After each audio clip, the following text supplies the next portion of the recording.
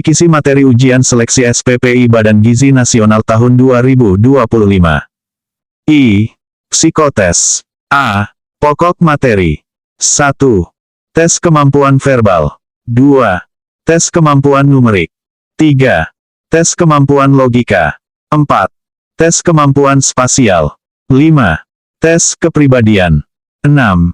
Tes minat dan bakat. B. Ruang lingkup. 1. Tes kemampuan verbal. Analogi kata. Sinonim dan antonim. Pemahaman bacaan. Penalaran verbal. Kemampuan bahasa. Soal psikotes. Seleksi relawan sarjana penggerak pembangunan Indonesia Badan Gizi Nasional 2025. Tes kemampuan verbal. A.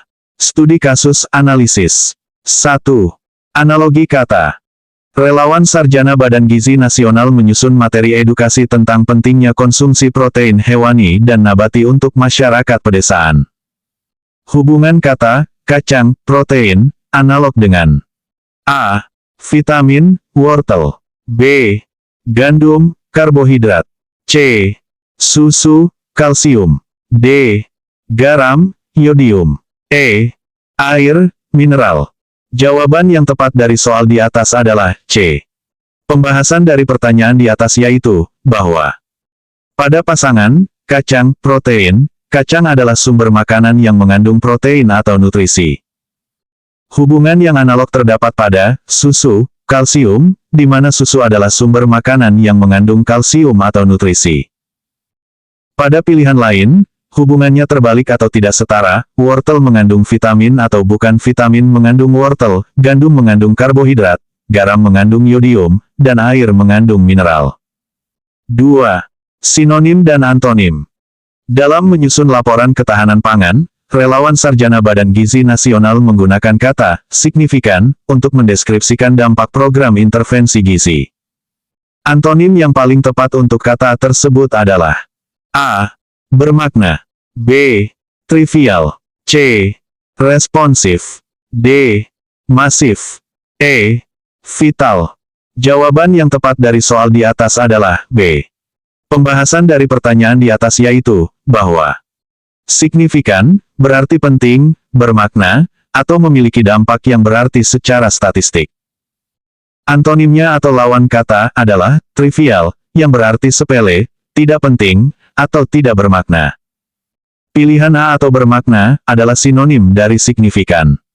Pilihan C atau responsif, D atau masif, dan E atau vital tidak menunjukkan hubungan antonim dengan kata signifikan. 3. Pemahaman bacaan. Bacalah paragraf berikut dengan seksama. Stunting merupakan kondisi gagal tumbuh pada anak akibat kekurangan gizi kronis dan infeksi berulang, terutama pada periode 1000 hari pertama kehidupan atau HPK.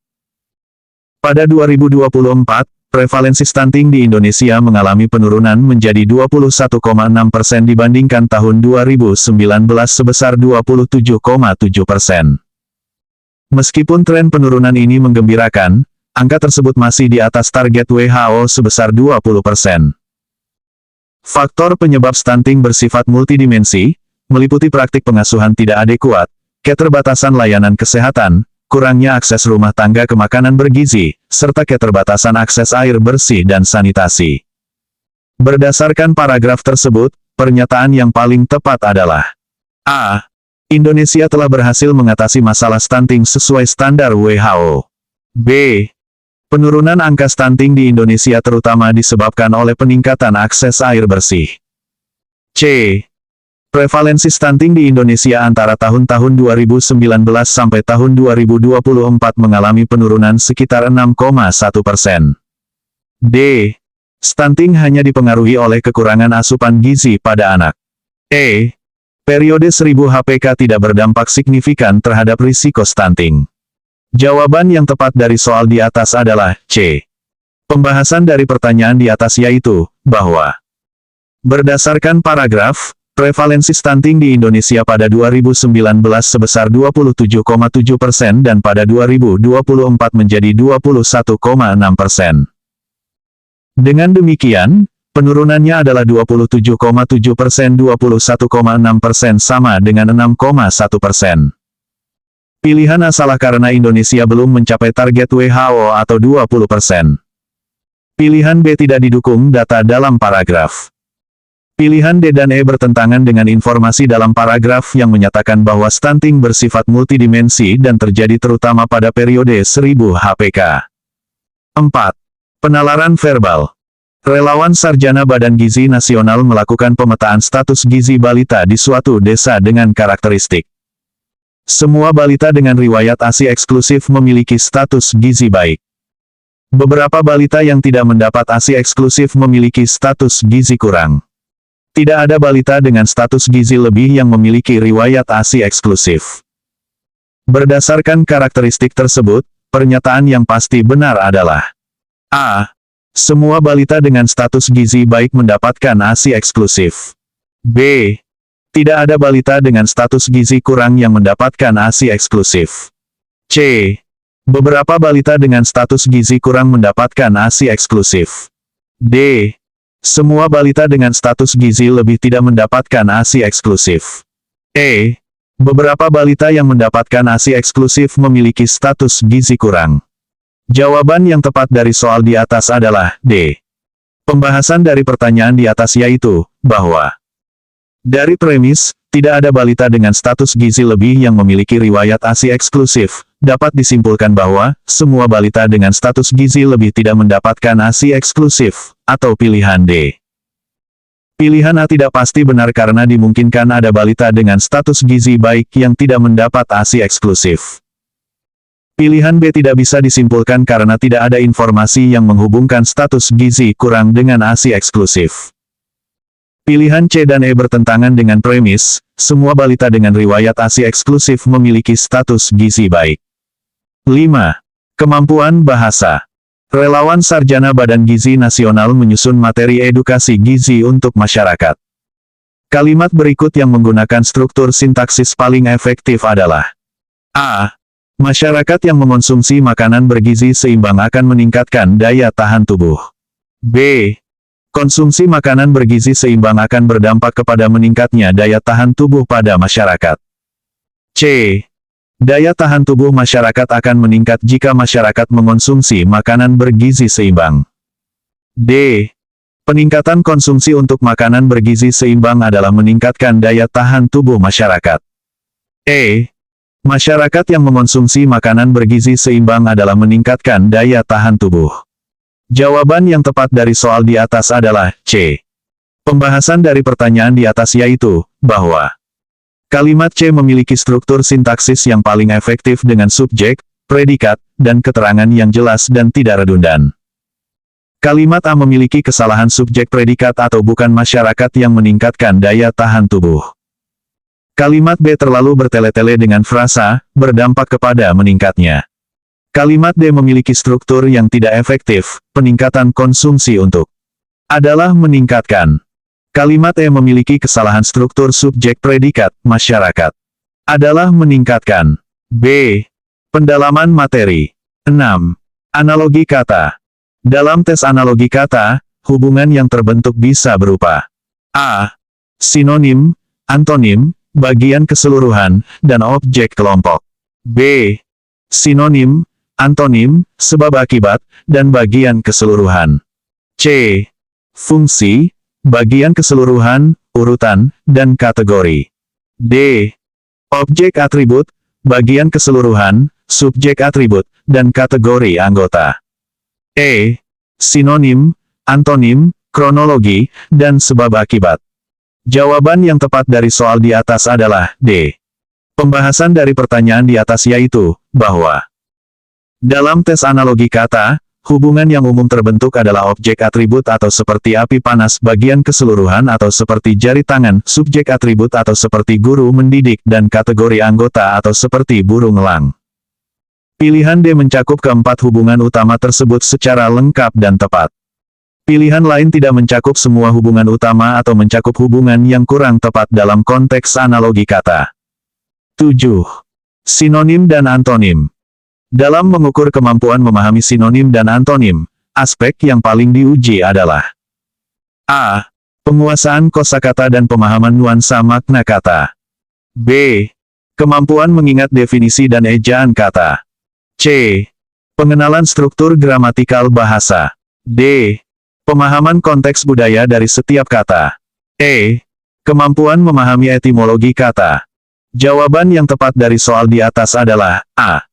Pembahasan dari pertanyaan di atas yaitu, bahwa tes sinonim dan antonim terutama mengukur penguasaan kosakata dan pemahaman nuansa makna kata. Hal ini berbeda dari sekadar mengingat definisi atau pilihan B, karena melibatkan pemahaman mengenai tingkat kesetaraan makna dan konteks penggunaan kata. Pilihan C, D, dan E meskipun terkait dengan kemampuan bahasa, bukanlah fokus utama dari tes sinonim dan antonim. 8. Pemahaman bacaan. Keterampilan kognitif yang paling dibutuhkan dalam tes pemahaman bacaan adalah A. Memori jangka panjang dan kemampuan visualisasi. B. Kemampuan menghafal detail dan membuat prediksi. C. Inferensi, identifikasi ide pokok, dan evaluasi informasi. D. Kecepatan membaca dan memori fotografis. E. Analisis etimologi kata dan pengenalan pola kalimat. Jawaban yang tepat dari soal di atas adalah C. Pembahasan dari pertanyaan di atas yaitu, bahwa keterampilan kognitif utama dalam pemahaman bacaan meliputi kemampuan inferensi atau menyimpulkan informasi implisit, identifikasi ide pokok, dan evaluasi informasi atau menilai kebenaran pernyataan berdasarkan teks. Keterampilan ini lebih komprehensif dibandingkan sekadar memori atau kecepatan membaca atau pilihan A, B, dan D, atau analisis linguistik atau pilihan E. 9. Penalaran verbal. Dalam menyelesaikan soal penalaran verbal berbentuk silogisme, pendekatan yang paling efektif adalah A. Mengidentifikasi hubungan sebab-akibat dalam setiap premis. B. Membuat diagram Venn untuk merepresentasikan hubungan antar tem. C. Mengandalkan intuisi dan pemikiran cepat untuk menghemat waktu. D. Mengubah setiap premis menjadi persamaan matematika. E. Mengidentifikasi kata kunci dan mengabaikan informasi yang tidak relevan. Jawaban yang tepat dari soal di atas adalah B. Pembahasan dari pertanyaan di atas yaitu, bahwa pendekatan diagram Venn merupakan metode paling efektif untuk menyelesaikan soal silogisme karena membantu memvisualisasikan hubungan antar set secara jelas. Metode ini lebih sistematis dibandingkan pendekatan sebab akibat atau pilihan A, yang lebih cocok untuk penalaran kondisional. Pilihan C atau intuisi, tidak reliabel untuk logika formal. Pilihan D tidak tepat karena silogisme bukan tentang persamaan matematika. Pilihan E kurang komprehensif untuk menganalisis validitas silogisme. 10. Kemampuan bahasa. Dalam evaluasi kemampuan bahasa pada psikotes, aspek yang paling komprehensif diuji adalah A. Pemahaman tata bahasa, ejaan, dan kemampuan berbicara. B. Penguasaan kosakata, pengenalan idiom, dan pemahaman konteks budaya. C. Kemampuan membaca cepat, menghafal kosakata, dan menulis kreatif. D. Penguasaan semantik, sintaksis, pragmatik, dan morfologi. E. Kemampuan berpidato, menulis esai, dan memahami puisi. Jawaban yang tepat dari soal di atas adalah D. Pembahasan dari pertanyaan di atas yaitu, bahwa evaluasi kemampuan bahasa yang komprehensif mencakup aspek semantik atau makna kata, sintaksis atau struktur kalimat, pragmatik atau penggunaan bahasa dalam konteks, dan morfologi atau pembentukan kata. Pilihan D mencakup keempat aspek fundamental ini. Pilihan lain hanya mencakup sebagian aspek atau mencakup keterampilan spesifik yang bukan merupakan fokus utama psikotes kemampuan bahasa. 2. Tes kemampuan numerik. Operasi hitung dasar. Deret angka. Analisis data numerik. Perbandingan numerik. Pemecahan masalah matematika. Soal psikotes, kemampuan numerik. Seleksi relawan Sarjana Penggerak Pembangunan Indonesia Badan Gizi Nasional 2025. A. Soal analisis, studi kasus. 1. Relawan Sarjana Badan Gizi Nasional sedang melakukan pemetaan status gizi balita di 5 desa dalam 1 kecamatan. Data yang terkumpul menunjukkan jumlah balita dengan status gizi baik di setiap desa sebagai berikut. Desa A sama dengan 68 balita, Desa B sama dengan 45 balita, desa C sama dengan 72 balita, desa D sama dengan 54 balita, dan desa E sama dengan 61 balita. Jika total populasi balita di masing-masing desa secara berurutan adalah 85, 60, 90, 72, dan 76, berapa persentase rata-rata balita dengan status gizi baik di seluruh kecamatan tersebut? A. 74,25%. B. 75,63%. C. 76,85%. D. 77,44%. E. 78,12%. Jawaban yang tepat dari soal di atas adalah B. Pembahasan dari pertanyaan di atas yaitu, bahwa total balita dengan status gizi baik sama dengan 68 plus 45 plus 72 plus 54 plus 61 sama dengan 300 balita. Total populasi balita sama dengan 85 plus 60 plus 90 plus 72 plus 76 sama dengan 383 balita. Persentase balita dengan status gizi baik sama dengan atau 300 per 383, tanda kali 100% sama dengan 78,33%. Tetapi soal meminta persentase rata-rata, maka persentase di desa A sama dengan atau 68 per 85, tanda kali 100% sama dengan 80%. Persentase di desa B sama dengan atau 45 per 60, tanda kali 100% sama dengan 75%. Persentase di desa C sama dengan atau 72 per 90, tanda kali 100% sama dengan 80%. Persentase di desa D sama dengan atau 54 per 72, tanda kali 100% sama dengan 75%. Persentase di desa E sama dengan atau 61 per 76, tanda kali 100% sama dengan 80,26%. Rata-rata persentase sama dengan atau 80 plus 75 plus 80 plus 75 plus 80,265 sama dengan 390. 26 per 5 sama dengan 78,05%, 78,12%. 2. Dalam program suplementasi gizi, relawan Sarjana Badan Gizi Nasional menerima kiriman 1.800 botol suplemen vitamin A dalam 3 batch. Batch pertama mengandung 25% dari total kiriman, batch kedua mengandung 2 per 5 dari sisa kiriman setelah batch pertama, dan batch ketiga adalah sisanya. Jika 15% dari batch ketiga ternyata rusak dalam pengiriman, berapa banyak botol suplemen vitamin A yang masih dapat didistribusikan? A. 1.683 botol. B. 1.701 botol. C. 1.710 botol. D. 1.728 botol. E. 1.755 botol. Jawaban yang tepat dari soal di atas adalah C.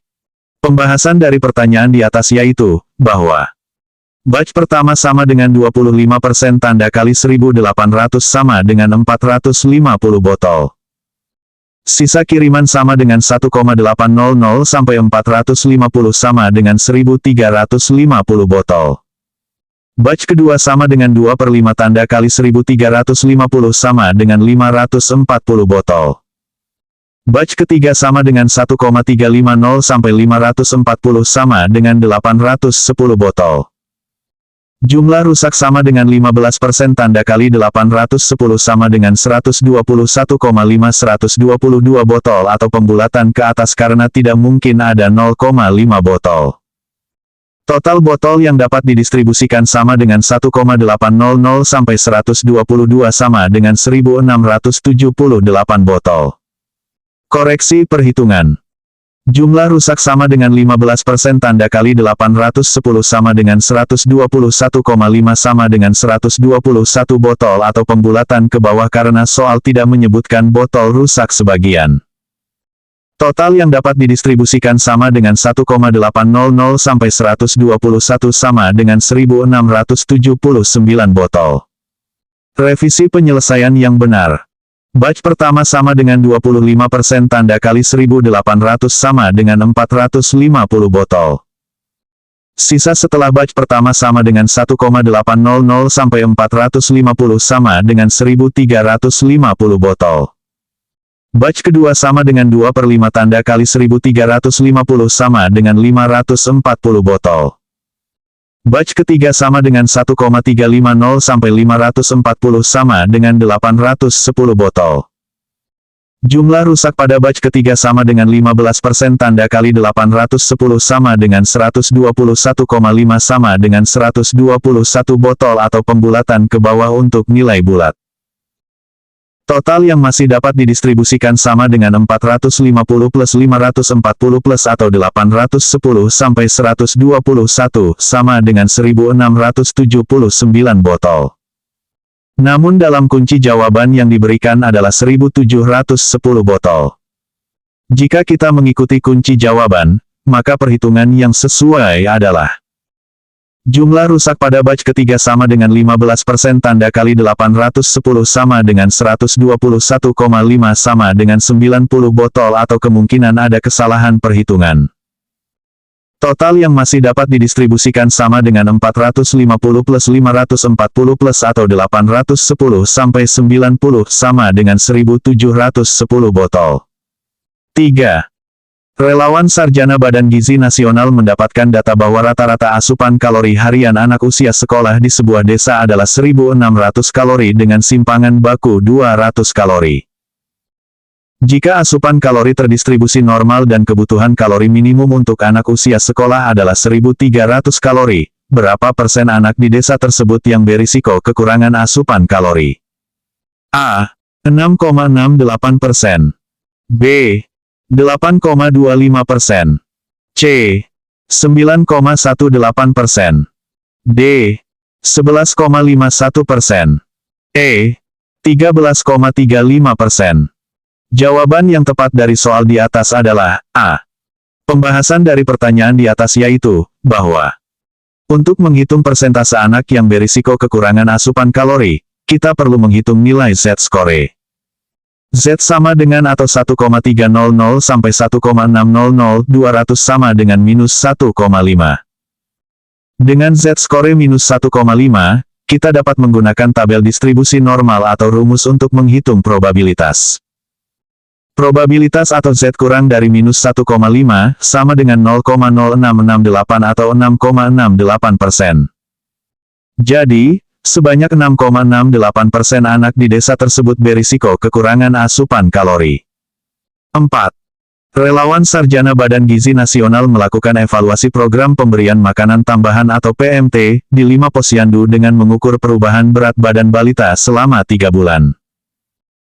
Data menunjukkan bahwa dari 150 balita yang mengikuti program, 40% mengalami kenaikan berat badan lebih dari 1 kg, 35% mengalami kenaikan berat badan antara 0,5 minus 1 kg, dan sisanya mengalami kenaikan berat badan kurang dari 0,5 kg.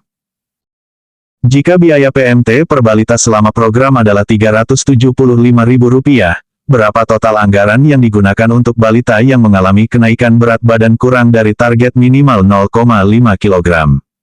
A. Rp14.062.500. B. Rp15.750.000. C. Rp18.375.000. D. Rp19.687.500. E. Rp21.937.500. Jawaban yang tepat dari soal di atas adalah A. Pembahasan dari pertanyaan di atas yaitu, bahwa persentase balita dengan kenaikan berat badan kurang dari 0,5 kg sama dengan 100%, 40% sampai 35% sama dengan 25%. Jumlah balita dengan kenaikan berat badan kurang dari 0,5 kg sama dengan 25% tanda kali 150 sama dengan 37,538 balita atau dibulatkan. Total anggaran untuk kelompok ini sama dengan 38 tanda kali Rp375.000 sama dengan Rp14.250.000. Namun, jika kita tidak membulatkan, maka Total anggaran sama dengan 37,5 tanda kali Rp375.000 sama dengan Rp14.062.500. Jawaban yang paling mendekati adalah A. Rp14.062.500. 5. Relawan Sarjana Badan Gizi Nasional melaksanakan program pencegahan stunting di 3 kecamatan dengan alokasi dana sebesar Rp900 juta untuk 1 tahun. Program tersebut meliputi penyuluhan gizi atau 30% anggaran, pemberian makanan tambahan atau 45% anggaran, dan pemeriksaan kesehatan atau 25% anggaran.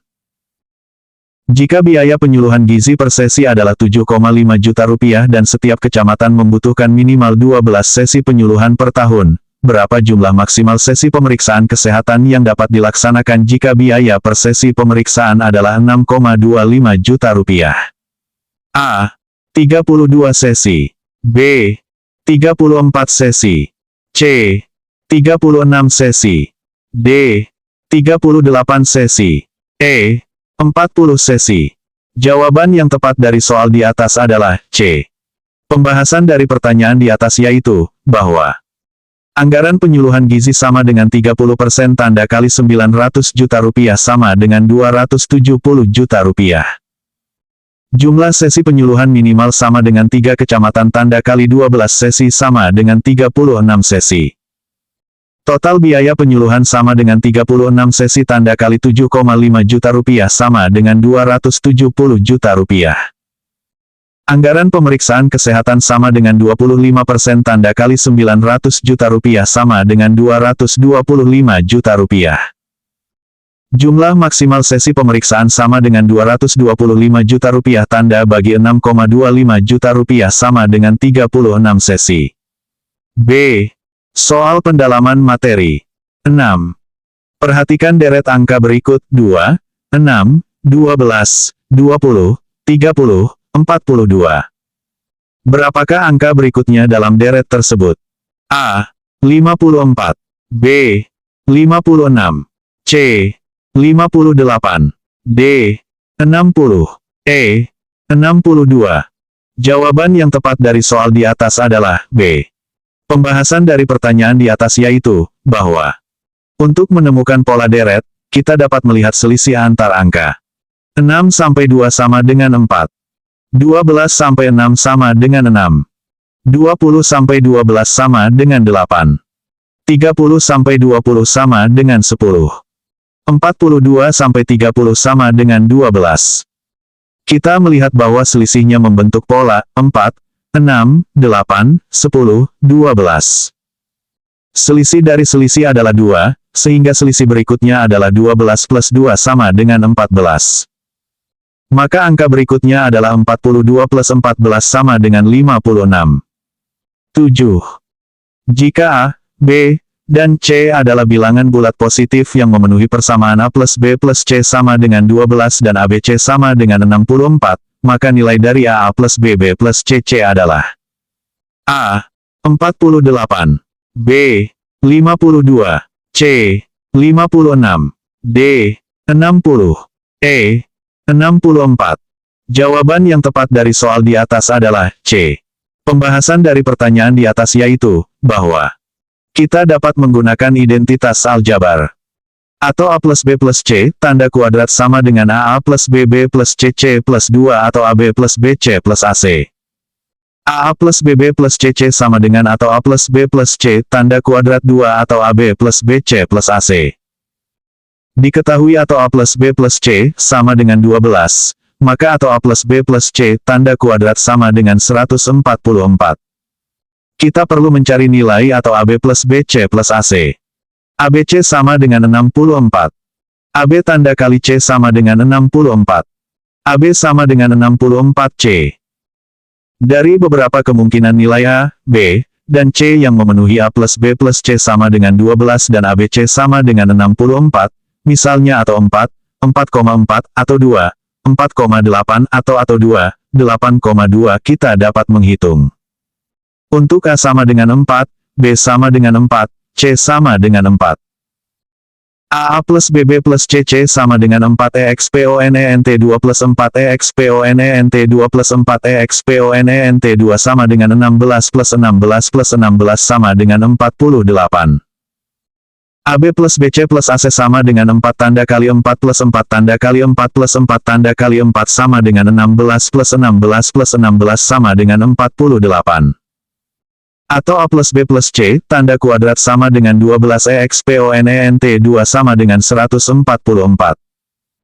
AA plus BB plus CC sama dengan 144 sampai 2 tanda kali 48 sama dengan 144 sampai 96 sama dengan 48. Tapi jawaban ini tidak sesuai dengan kunci yang diberikan. Mari kita coba kombinasi lain. Untuk A sama dengan 2, B sama dengan 4, C sama dengan 6. A plus B plus C sama dengan 2 plus 4 plus 6 sama dengan 12. ABC sama dengan 2 tanda kali 4 tanda kali 6 sama dengan 48. Untuk A sama dengan 2, B sama dengan 4, C sama dengan 8 atau perubahan urutan lainnya. A plus B plus C sama dengan 2 plus 4 plus 8 sama dengan 14. Kita perlu mencari kombinasi lain. Faktorisasi dari 64 adalah 2EXPONENT 6, jadi kemungkinan kombinasinya adalah atau 1, 8,8 atau 2, 4,8 atau 2, 2,16 atau 4, 4,4. Memeriksa A plus B plus C sama dengan 12. 1 plus 8 sama dengan 17. 2 plus 4 plus 8 sama dengan 14. 2 plus 2 plus 16 sama dengan 20. 4 plus 4 plus 4 sama dengan 12. Jadi, A sama dengan B sama dengan C sama dengan 4. AA plus BB plus CC sama dengan 4EXPONENT 2 plus 4EXPONENT 2 plus 4EXPONENT 2 sama dengan 16 plus 16 plus 16 sama dengan 48. Namun, karena kunci jawaban adalah C atau 56, kita perlu memeriksa perhitungan kita. Mungkin ada kombinasi lain. Atau 2, 2,8, 2 plus 8 sama dengan 12 dan 2 tanda kali 8 sama dengan 32. Atau 1, 3,8, 1 plus 8 sama dengan 12 dan 1 tanda kali 8 sama dengan 24. Alternatif perhitungan menggunakan rumus. Karena A, B, C simetris dan A plus B plus C sama dengan 12. AA plus BB plus CC sama dengan atau A plus B plus C tanda kuadrat 2 atau AB plus BC plus AC. Kita tahu atau A plus B plus C tanda kuadrat sama dengan 12 EXPONENT 2 sama dengan 144. Untuk mendapatkan AB plus BC plus AC, kita gunakan rumus, AB plus BC plus AC sama dengan, atau A plus B plus C, tanda kuadrat atau AA plus BB plus CC, 2. Jika kita mengasumsikan A sama dengan B sama dengan C sama dengan 4. AB plus BC plus AC sama dengan 4 tanda kali 4 plus 4 tanda kali 4 plus 4 tanda kali 4 sama dengan 16 plus 16 plus 16 sama dengan 48. Dan jika A plus BB plus CC sama dengan 56 atau sesuai kunci jawaban. Atau A plus B plus C, tanda kuadrat 2 atau AB plus BC plus AC, sama dengan 56. 144 sampai 2 atau AB plus BC plus AC, sama dengan 56. 2 atau AB plus BC plus AC, sama dengan 144 sampai 56 sama dengan 88. AB plus BC plus AC sama dengan 44. Jadi, kita memerlukan kombinasi A, B, C di mana A plus B plus C sama dengan 12, ABC sama dengan 64, dan AB plus BC plus AC sama dengan 44. 8. Sebuah penelitian menggunakan skala 1-7 untuk mengukur tingkat kepuasan terhadap program gizi.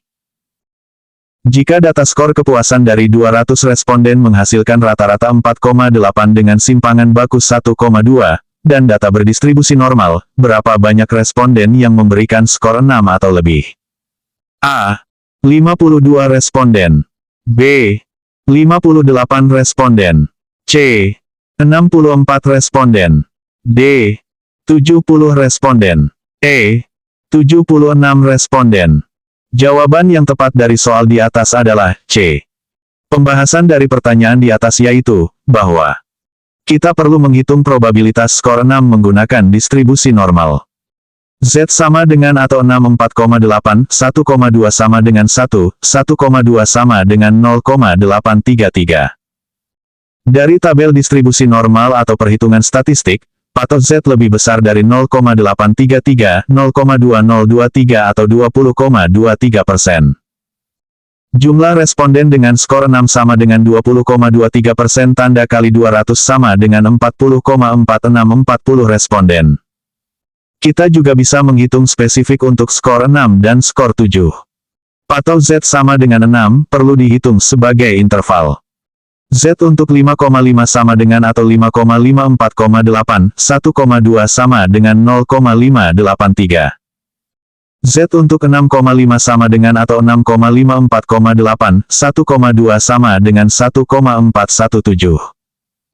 Patok 5,5 kurang dari X kurang dari 6,5, sama dengan patok 0,583 kurang dari Z kurang dari 1,417, 0,1979 atau 19,79%.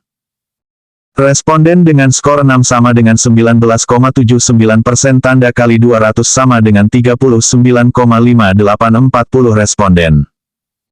Z untuk 6,5 sama dengan atau 6,54,8, 1,2 sama dengan 1,417. Patok Z lebih besar dari 1,417, 0,0781 atau 7,81%. Responden dengan skor 7 sama dengan 7,81% tanda kali 200 sama dengan 15,6216 responden. Total responden dengan skor 6 sama dengan 40 plus 16 sama dengan 56 responden.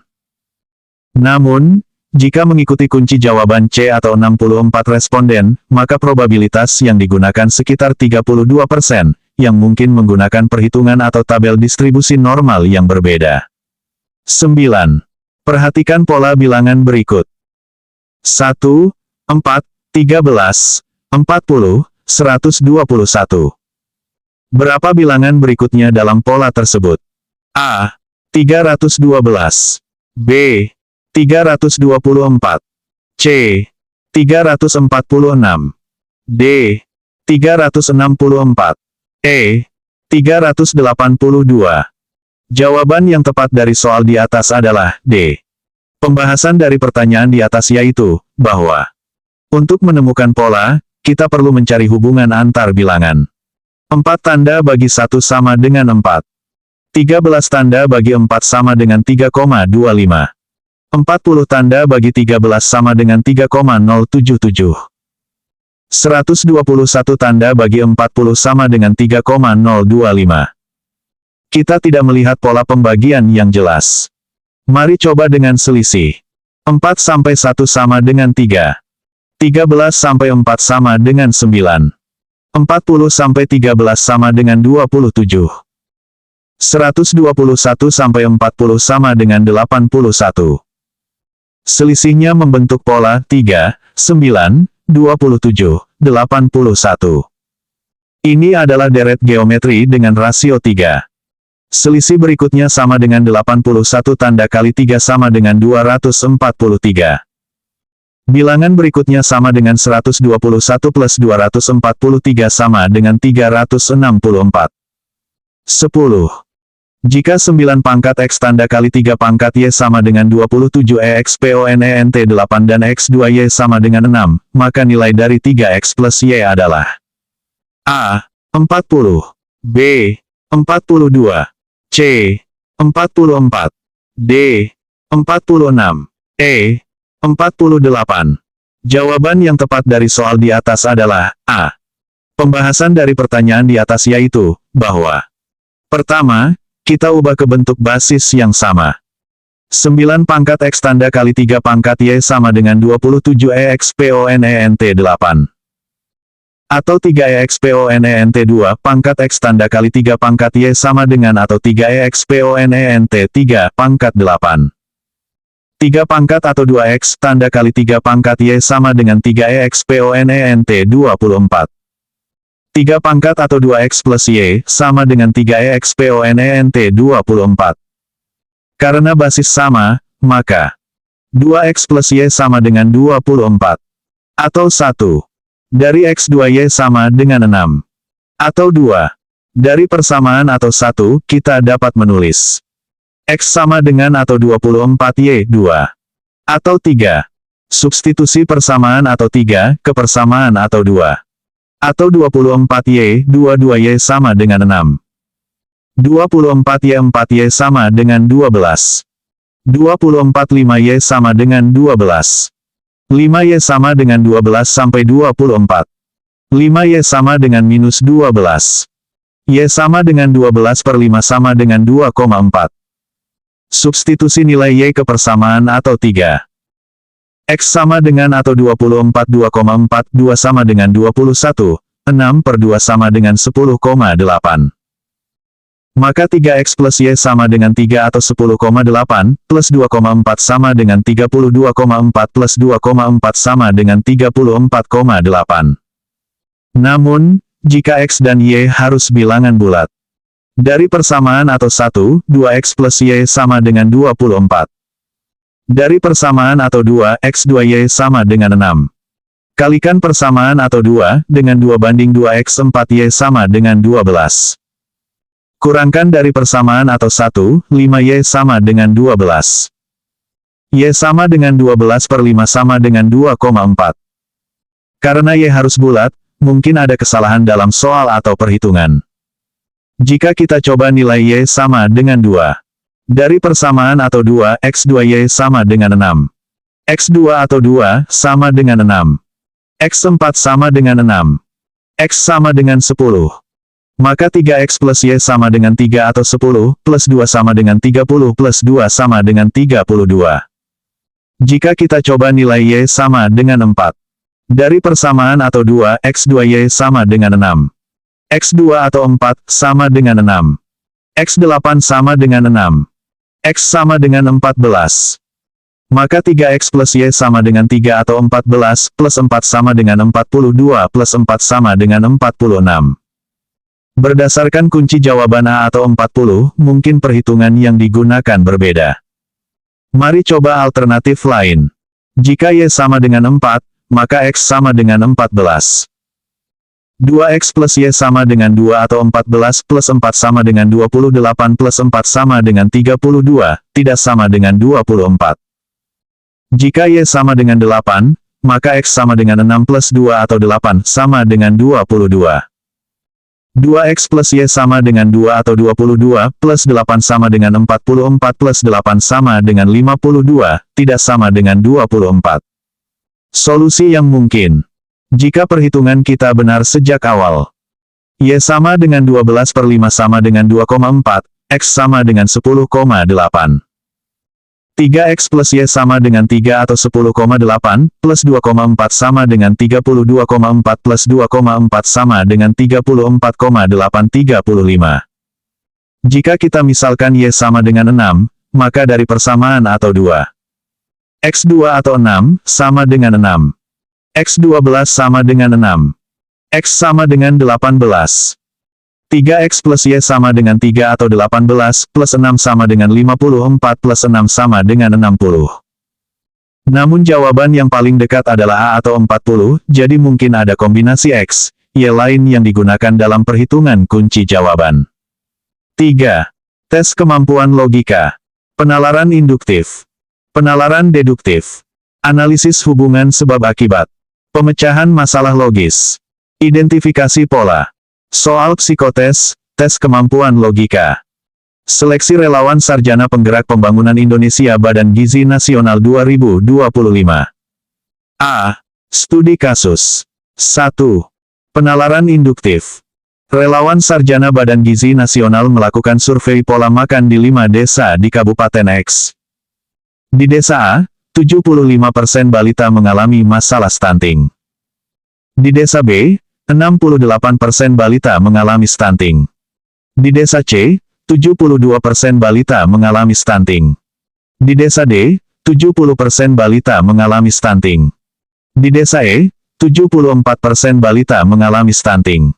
Berdasarkan data-data ini, kesimpulan induktif yang paling valid adalah A. Seluruh balita di Kabupaten X mengalami stunting. B. Sebagian besar balita di Kabupaten X mengalami stunting. C. Sekitar 70-75% balita di 5 desa tersebut mengalami stunting. D. Semua desa di Kabupaten X memiliki tingkat stunting di atas 65%. E. Lebih dari 50% balita di Indonesia mengalami stunting. Jawaban yang tepat dari soal di atas adalah C. Pembahasan dari pertanyaan di atas yaitu, bahwa penalaran induktif bergerak dari hal spesifik ke umum. Data spesifik menunjukkan bahwa di 5 desa yang disurvei, persentase balita stunting berkisar antara 68-75%. Kesimpulan yang valid adalah yang terbatas pada data yang tersedia, yaitu bahwa sekitar 70-75% balita di 5 desa tersebut mengalami stunting. Pilihan A terlalu luas atau seluruh kabupaten. Pilihan D membuat klaim tentang semua desa di kabupaten, dan pilihan E membuat generalisasi ke tingkat nasional, yang semuanya melampaui data yang tersedia. 2. Penalaran deduktif. Relawan Sarjana Badan Gizi Nasional memiliki kriteria sebagai berikut. Semua wilayah dengan angka stunting di atas 30% mendapatkan program intervensi gizi khusus. Semua wilayah dengan sumber air bersih terbatas mendapatkan program sanitasi. Beberapa wilayah dengan program intervensi gizi khusus juga mendapatkan program sanitasi.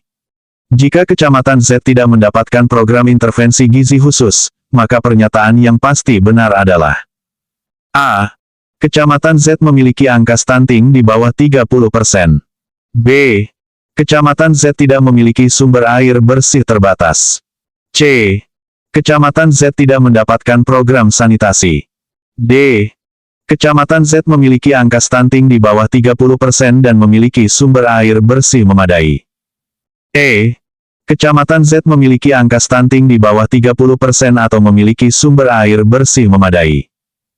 Jawaban yang tepat dari soal di atas adalah A. Pembahasan dari pertanyaan di atas yaitu, bahwa ini menggunakan penalaran deduktif berdasarkan silogisme. Premis pertama menyatakan, semua wilayah dengan angka stunting di atas 30% mendapatkan program intervensi gizi khusus. Jika dibalik secara logis atau modus tollens, jika suatu wilayah tidak mendapatkan program intervensi gizi khusus, maka wilayah tersebut pasti memiliki angka stunting di bawah 30%. Pilihan B dan C tidak dapat disimpulkan dengan pasti karena tidak ada hubungan langsung antara program intervensi gizi dengan ketersediaan air bersih. Pilihan D dan E mengandung elemen tambahan yang tidak dapat dipastikan dari premis yang diberikan. 3. Analisis hubungan sebab akibat. Relawan Sarjana Badan Gizi Nasional mengamati bahwa di suatu desa, terjadi peningkatan kasus diare setelah musim hujan. Bersamaan dengan itu, angka stunting pada balita juga meningkat dalam 6 bulan terakhir. Analisis hubungan sebab akibat yang paling tepat adalah A. Musim hujan menyebabkan peningkatan kasus diare yang kemudian menyebabkan peningkatan stunting. B. Peningkatan stunting menyebabkan anak lebih rentan terhadap diare saat musim hujan. C. Musim hujan dan peningkatan kasus diare adalah dua variabel independen yang memengaruhi stunting. D. Terdapat variabel perantara seperti kontaminasi sumber air yang mungkin menjadi penyebab hubungan antara musim hujan, diare, dan stunting. E. Musim hujan dan stunting tidak memiliki hubungan sebab akibat, keduanya hanya kebetulan terjadi bersamaan. Jawaban yang tepat dari soal di atas adalah D. Pembahasan dari pertanyaan di atas yaitu, bahwa analisis hubungan sebab akibat yang tepat harus mempertimbangkan variabel perantara dan menghindari kesimpulan langsung tanpa bukti yang cukup. Pilihan D mengidentifikasi bahwa mungkin ada variabel perantara atau kontaminasi sumber air, yang menjelaskan hubungan antara musim hujan, diare, dan stunting.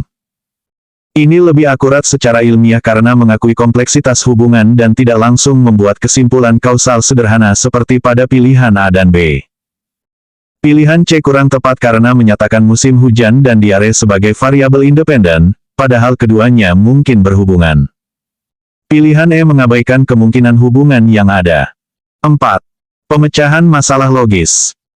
Relawan Sarjana Badan Gizi Nasional memiliki 5 paket bantuan pangan bergizi atau P, Q, R, S, T untuk didistribusikan ke 5 desa atau desa 1, 2, 3, 4, 5 dengan ketentuan. Paket P harus didistribusikan sebelum paket Q. Paket R tidak boleh didistribusikan ke desa 3. Desa 2 harus menerima paket T atau paket S. Jika desa 4 menerima paket Q, maka desa 5 harus menerima paket R. Paket S tidak boleh didistribusikan terakhir.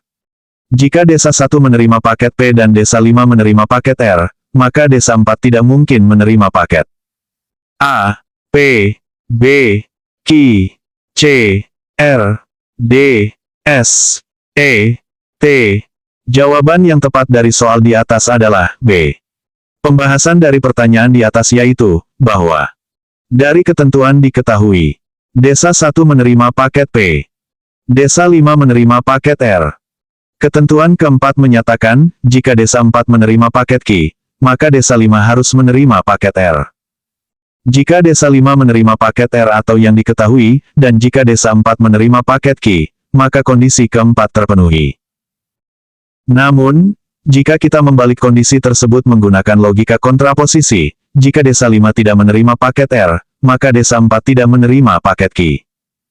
Dalam kasus ini, desa 5 memang menerima paket R, sehingga kita tidak dapat menyimpulkan apa-apa tentang desa 4 dari ketentuan ini. Namun, karena desa 1 sudah menerima paket P dan desa 5 sudah menerima paket R, maka opsi untuk desa 2, 3, dan 4 adalah Q, S, dan T. Desa 2 harus menerima paket T atau S, sehingga salah satu dari S atau T akan diberikan ke desa 2. Selanjutnya, karena paket P harus didistribusikan sebelum paket Q, dan desa 1 menerima paket P, maka paket Q tidak mungkin diberikan ke desa 1. Desa 5 sudah menerima paket R, jadi paket Q tidak mungkin ke desa 5. Jadi, desa 4 tidak mungkin menerima paket Q karena apabila desa 4 menerima paket Q, maka desa 5 harus menerima paket R. Namun informasi yang diberikan sudah menyatakan bahwa desa 5 menerima paket R, yang berarti prasyarat terpenuhi dan tidak ada larangan desa 4 menerima paket Q. Dengan demikian, jawaban yang tepat adalah B. 5. Identifikasi pola. Relawan Sarjana Badan Gizi Nasional mengumpulkan data indeks massa tubuh atau IMT, sekelompok anak usia sekolah dasar selama program pemantauan gizi 6 bulan. Perhatikan pola berikut. Bulan 1, 16.2, 16.5, 16.8, 17.1. Bulan 2, 16.5, 16.9, 17.3, 17.7. Bulan 3, 16.8, 17.3, 17.8, 18.3. Bulan 4, 17.1, 17.7, 18.3, 18.9. Bulan 5, 17.4, 18.1, 18.8, 19.5. Bulan 6, 17.7, 18.5, 19.3. Berdasarkan pola di atas, nilai yang tepat untuk mengisi tanda tanya adalah A. 19.9, B. 20.1, C. 20.2, D. 20.3, E. 20.5. Jawaban yang tepat dari soal di atas adalah B.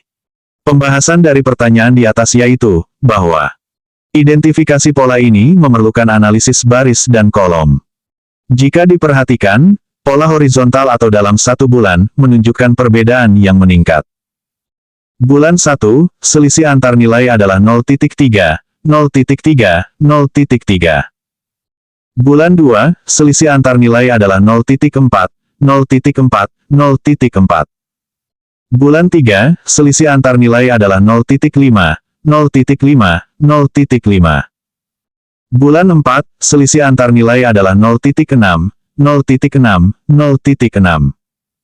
Bulan 5, selisih antar nilai adalah 0.7, 0.7, 0.7.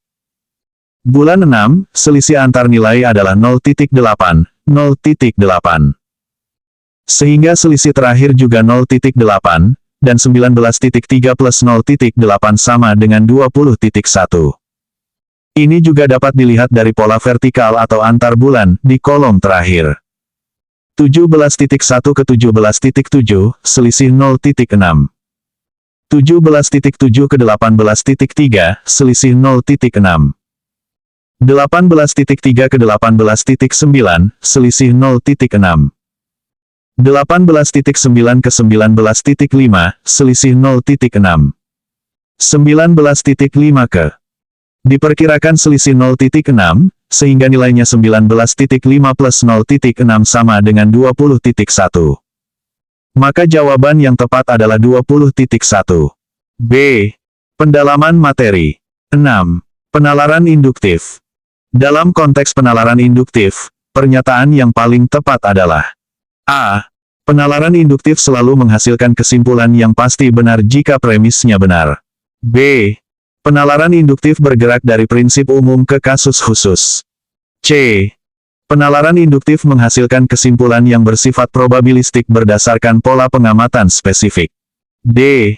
Penalaran induktif dan deduktif adalah metode yang identik dalam analisis data. E. Penalaran induktif tidak dapat digunakan dalam penelitian ilmiah karena tingkat kepastiannya rendah. Jawaban yang tepat dari soal di atas adalah C. Pembahasan dari pertanyaan di atas yaitu, bahwa penalaran induktif adalah metode penalaran yang bergerak dari hal-hal spesifik atau pengamatan partikular menuju kesimpulan umum. Berbeda dengan penalaran deduktif yang menghasilkan kesimpulan pasti jika premisnya benar, penalaran induktif menghasilkan kesimpulan yang bersifat probabilistik atau kemungkinan, karena didasarkan pada pengamatan terbatas. Pilihan A salah karena penalaran induktif tidak menjamin kepastian. Pilihan B menggambarkan penalaran deduktif, bukan induktif. Pilihan D salah karena keduanya adalah metode berbeda. Pilihan E salah karena penalaran induktif justru menjadi dasar bagi banyak penelitian ilmiah, meskipun memiliki keterbatasan. 7. Penalaran deduktif. Dalam logika formal, manakah di antara pernyataan berikut yang merupakan contoh penerapan modus tollens yang valid? A. Jika hujan, maka jalan basah. Jalan basah. Jadi, hujan. B. Jika hujan, maka jalan basah. Tidak hujan. Jadi, jalan tidak basah. C. Jika hujan, maka jalan basah. Jalan tidak basah. Jadi, tidak hujan. D. Jika hujan, maka jalan basah. Hujan atau salju. Jadi, jalan basah. E. Jika hujan, maka jalan basah. Jalan basah atau kering. Jadi, hujan atau tidak hujan. Jawaban yang tepat dari soal di atas adalah C. Pembahasan dari pertanyaan di atas yaitu, bahwa modus tollens adalah pola penalaran deduktif dengan bentuk, jika P, maka Q. Tidak Q. Jadi, tidak P. Dalam konteks soal, P adalah hujan, dan Q adalah jalan basah. Pilihan C mengikuti pola ini dengan tepat, jika hujan, maka jalan basah. Jalan tidak basah. Jadi, tidak hujan. Pilihan A merupakan kesalahan penalaran yang disebut afirmasi konsekuen. Pilihan B merupakan kesalahan penalaran yang disebut negasi anteseden. Pilihan D dan E tidak mengikuti pola modus tollens dan merupakan bentuk penalaran yang tidak valid. 8. Analisis hubungan sebab akibat. Dalam analisis hubungan sebab akibat, post hoc ergo propter hoc, adalah sebuah kesalahan logika yang berarti A. Mengasumsikan hubungan kausal berdasarkan urutan waktu kejadian. B. Menggeneralisasi kesimpulan dari sampel yang tidak representatif. C. Mengabaikan variabel perantara dalam rantai kausal. D. Mengasumsikan bahwa korelasi selalu menunjukkan kausalitas. E. Membuat kesimpulan berdasarkan otoritas dan bukan bukti. Jawaban yang tepat dari soal di atas adalah A. Pembahasan dari pertanyaan di atas yaitu, bahwa post hoc ergo propter hoc, adalah kesalahan logika yang berarti, setelah ini, maka karena ini. Kesalahan ini terjadi ketika seseorang mengasumsikan bahwa karena suatu peristiwa B terjadi setelah peristiwa A, maka A menyebabkan B. Ini merupakan kesalahan karena urutan waktu saja tidak cukup untuk membuktikan hubungan kausal. Pilihan B menggambarkan kesalahan generalisasi yang terburu-buru. Pilihan C menggambarkan kesalahan dalam analisis jalur kausal. Pilihan D menggambarkan kesalahan, cum hoc ergo propter hoc, atau korelasi tidak selalu kausalitas. Pilihan E menggambarkan kesalahan argumentum ad verecundiam atau argumen dari otoritas. 9. Pemecahan masalah logis. Dalam metode pemecahan masalah logis yang sistematis, langkah-langkah yang tepat secara berurutan adalah: A. Identifikasi masalah, kumpulkan informasi, rumuskan hipotesis, uji hipotesis, evaluasi solusi. B. Rumuskan hipotesis, kumpulkan informasi, identifikasi masalah, uji hipotesis, evaluasi solusi. C.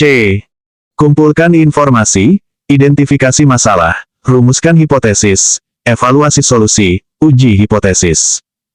D. Identifikasi masalah, rumuskan hipotesis, kumpulkan informasi, uji hipotesis, evaluasi solusi. E. Rumuskan hipotesis, uji hipotesis, identifikasi masalah, kumpulkan informasi, evaluasi solusi. Jawaban yang tepat dari soal di atas adalah A. Pembahasan dari pertanyaan di atas yaitu, bahwa metode pemecahan masalah logis yang sistematis umumnya mengikuti urutan, atau 1. Identifikasi masalah, memahami apa yang perlu diselesaikan. Atau 2. Kumpulkan informasi, mengumpulkan data dan fakta relevan. Atau 3. Rumuskan hipotesis, membuat dugaan solusi berdasarkan informasi. Atau 4. Uji hipotesis, menerapkan solusi yang diusulkan. Atau 5. Evaluasi solusi, menilai efektivitas solusi. Urutan ini mencerminkan pendekatan ilmiah dalam pemecahan masalah. Opsi lainnya menunjukkan urutan yang tidak logis dalam proses pemecahan masalah. 10. Identifikasi pola. Dalam konteks identifikasi pola, manakah pernyataan berikut yang tidak benar? A. Pola dapat bersifat numerik, spasial, temporal, atau verbal. B. Kemampuan identifikasi pola merupakan aspek penting dalam kecerdasan logika matematis. C. Identifikasi pola selalu menghasilkan prediksi yang akurat tentang nilai berikutnya dalam deret. D. Induksi matematis adalah metode formal untuk membuktikan pola dalam struktur matematis. E. Identifikasi pola dapat dilakukan melalui analisis diagram, tabel, grafik, atau deret angka. Jawaban yang tepat dari soal di atas adalah C. Pembahasan dari pertanyaan di atas yaitu, bahwa pernyataan bahwa identifikasi pola selalu menghasilkan prediksi yang akurat tentang nilai berikutnya dalam deret, adalah tidak benar. Identifikasi pola memang dapat digunakan untuk memprediksi nilai berikutnya, tetapi tidak selalu menghasilkan prediksi yang akurat, terutama jika pola tersebut kompleks, mengandung pengecualian, atau jika ada lebih dari satu pola yang mungkin menjelaskan data yang diamati. Semua pilihan lainnya benar mengenai sifat dan aplikasi identifikasi pola dalam pemecahan masalah logis. 4. Tes kemampuan spasial. Rotasi bentuk. Bayangan cermin. Pandangan dari berbagai arah. Melipat kertas. Visualisasi bentuk. Soal ujian psikotes. Seleksi relawan Sarjana Penggerak Pembangunan Indonesia Badan Gizi Nasional 2025. Tes kemampuan spasial. A. Studi kasus analisis. 1. Relawan Sarjana Badan Gizi Nasional bertugas mendistribusikan peralatan pemantauan gizi ke 5 pos kesehatan yang tersebar pada posisi yang membentuk pola seperti gambar berikut. Denah pos kesehatan. Pos kesehatan 1 berada di koordinat atau 2,2. Pos kesehatan 2 berada di koordinat atau 5,2. Pos kesehatan 3 berada di koordinat atau 5,5. Pos kesehatan 4 berada di koordinat atau 2,5. Pos kesehatan 5 berada di koordinat atau 3,5, 3,5. Jika seluruh denah tersebut dirotasi 90 derajat searah jarum jam dengan pusat rotasi di koordinat atau 3,5, 3,5, maka posisi pos kesehatan 1 setelah rotasi berada di koordinat A. Atau 2,5. B. Atau 5,5. C. Atau 5,2. D.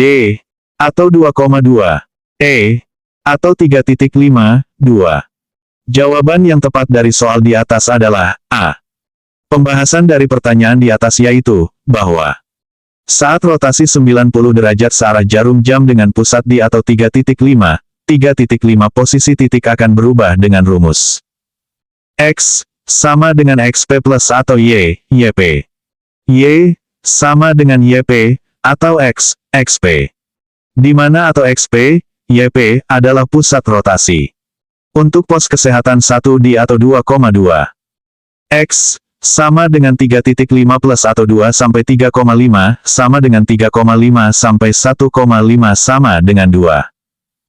Y, sama dengan 3.5 atau 2 sampai 3,5, sama dengan 3.5 plus 1.5 sama dengan 5. Jadi posisi setelah rotasi adalah atau 2,5, sesuai opsi A.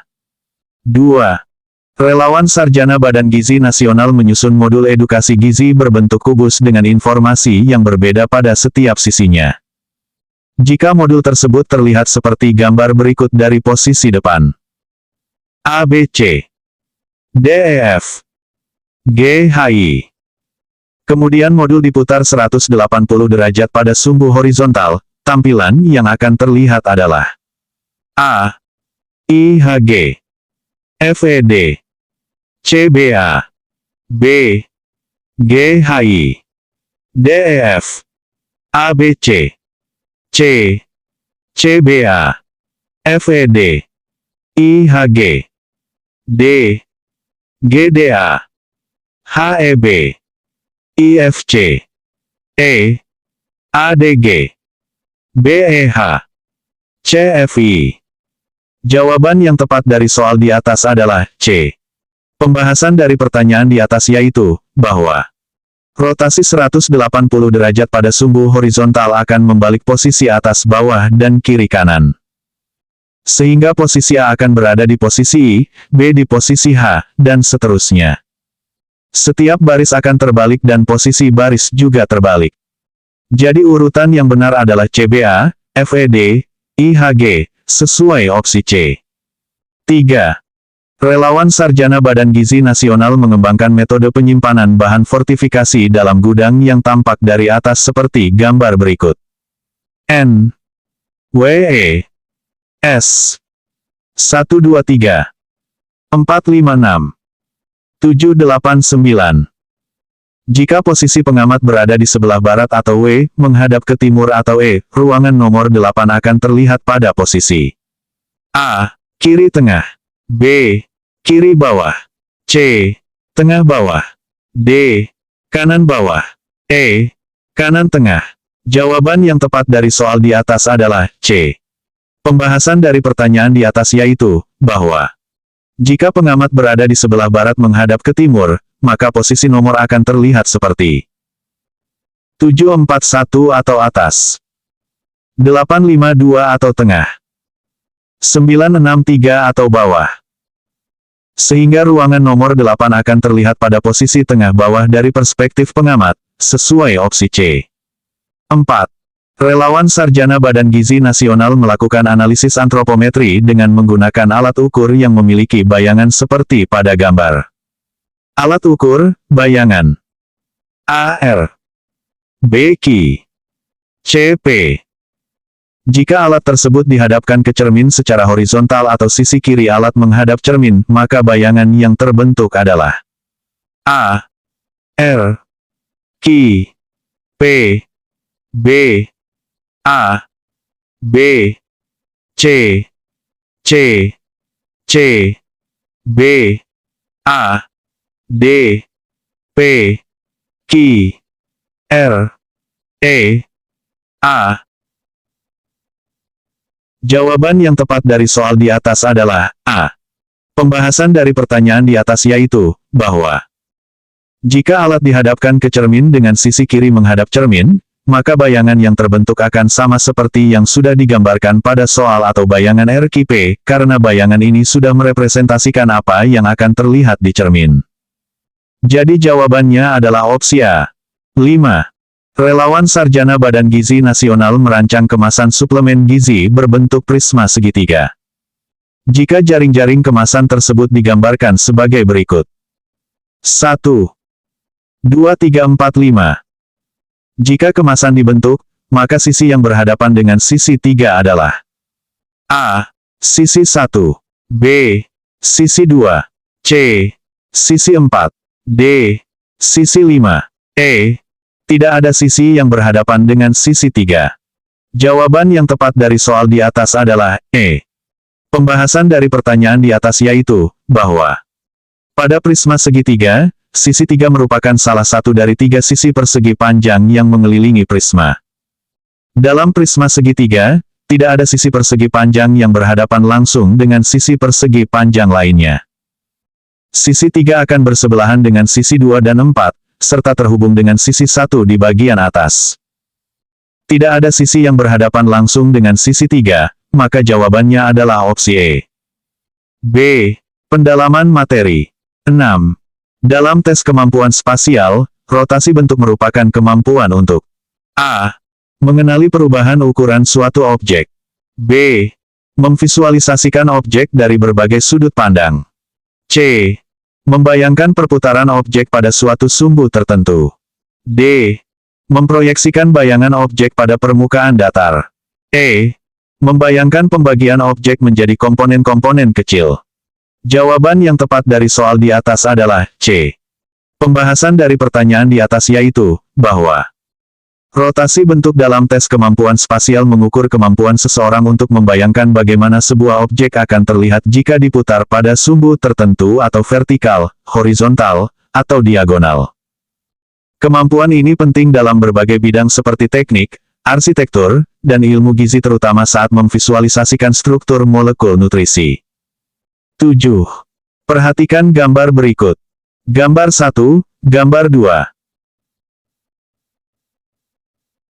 Jika gambar 1 dirotasi 180 derajat pada sumbu vertikal, maka hasilnya adalah A.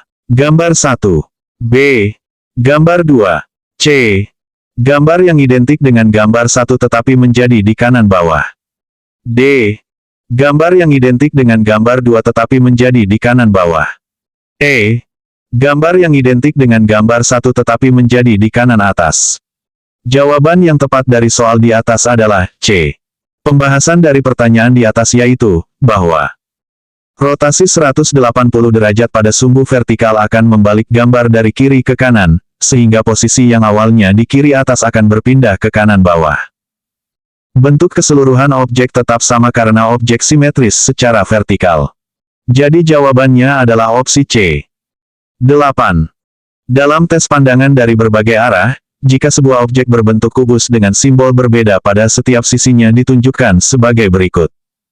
Tampak depan, A. Tampak atas, B. Tampak kanan, C. Tampak kiri, D. Tampak bawah, E. Tampak belakang, F. Jika kubus diputar sehingga sisi D menjadi sisi depan, maka sisi yang berada di atas adalah A, B, B, C, C, D, E, F. Jawaban yang tepat dari soal di atas adalah B. Pembahasan dari pertanyaan di atas yaitu, bahwa pada posisi awal, sisi D berada di sebelah kiri. Jika kubus diputar sehingga sisi D menjadi sisi depan atau dengan sumbu rotasi vertikal, maka sisi yang berada di atas atau B tidak berubah posisi. Sisi depan atau A akan bergeser ke kanan, dan sisi kanan atau C akan bergeser ke belakang. Jadi sisi atas tetap B, sesuai opsi B. 9. Dalam tes melipat kertas, sebuah kertas berbentuk persegi dengan pola sebagai berikut. Jika kertas tersebut dilipat dengan menempelkan sudut kiri bawah ke sudut kanan atas, maka jumlah titik yang akan saling bertumpuk adalah A. 0 titik, B. 1 titik, C. 2 titik, D. 3 titik, E. 4 titik. Jawaban yang tepat dari soal di atas adalah C. Pembahasan dari pertanyaan di atas yaitu, bahwa ketika kertas dilipat dengan menempelkan sudut kiri bawah ke sudut kanan atas, maka kertas akan terlipat sepanjang diagonal dari sudut kanan bawah ke sudut kiri atas. Titik yang berada di tengah atas dan tengah bawah akan saling bertumpuk, sehingga jumlah titik yang bertumpuk adalah 2 titik, sesuai opsi C. 10. Visualisasi bentuk 3 dimensi dari jaring-jaring berikut. 1, 2, 3, 4, 5. Bentuk yang akan terbentuk adalah A. Kubus, B. Balok, C. Prisma segitiga, D. Limas segi 4, E. Limas segitiga. Jawaban yang tepat dari soal di atas adalah D.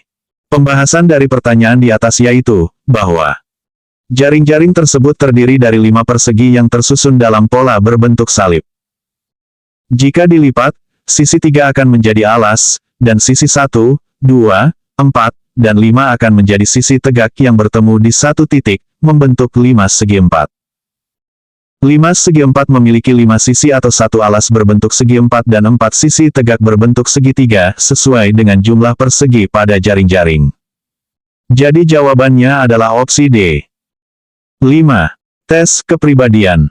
Dominasi sifat. Stabilitas emosi. Kecenderungan interpersonal. Manajemen stres. Adaptabilitas. Konsistensi. Soal psikotes, seleksi relawan Sarjana Penggerak Pembangunan Indonesia Badan Gizi Nasional 2025. Tes kepribadian. A. Studi kasus analisis. 1. Relawan Sarjana Badan Gizi Nasional ditugaskan untuk memimpin program edukasi gizi di daerah dengan tingkat penolakan masyarakat yang tinggi terhadap perubahan pola makan. Ketika beberapa tokoh masyarakat mengkritik program yang dijalankan dalam forum publik, relawan tersebut A. Membuat perubahan total pada program untuk mengakomodasi semua kritik. B. Mengabaikan kritik dan tetap menjalankan program sesuai rencana awal. C. Langsung mengundurkan diri dari posisi pemimpin program. D. Mendengarkan kritik secara terbuka, mengevaluasi aspek yang valid, dan melakukan penyesuaian yang diperlukan tanpa mengubah tujuan utama program. E. Mendelegasikan tanggung jawab penuh kepada tokoh masyarakat yang mengkritik. Jawaban yang tepat dari soal di atas adalah D. Pembahasan dari pertanyaan di atas yaitu, bahwa pilihan D menunjukkan dominasi sifat yang seimbang antara ketegasan atau tidak mengubah tujuan utama, dan keterbukaan atau mendengarkan kritik, mengevaluasi, dan menyesuaikan. Individu dengan keseimbangan dominasi sifat ini mampu mempertahankan integritas program sambil tetap fleksibel dan responsif terhadap umpan balik, yang sangat penting untuk efektivitas program pembangunan masyarakat. 2. Relawan Sarjana Badan Gizi Nasional menghadapi situasi di mana data survei gizi menunjukkan kondisi stunting yang jauh lebih buruk dari perkiraan awal di wilayah tugasnya. Dalam menghadapi situasi ini, reaksi yang menunjukkan stabilitas emosi yang baik adalah A. Merasa sangat terpukul dan membutuhkan beberapa hari untuk menenangkan diri sebelum dapat melanjutkan pekerjaan. B. Menyalahkan tim sebelumnya yang dianggap tidak akurat dalam pengumpulan data awal. C. Mengakui keparahan situasi, menganalisis penyebabnya dengan tenang, dan mengembangkan strategi penanganan yang lebih intensif. D.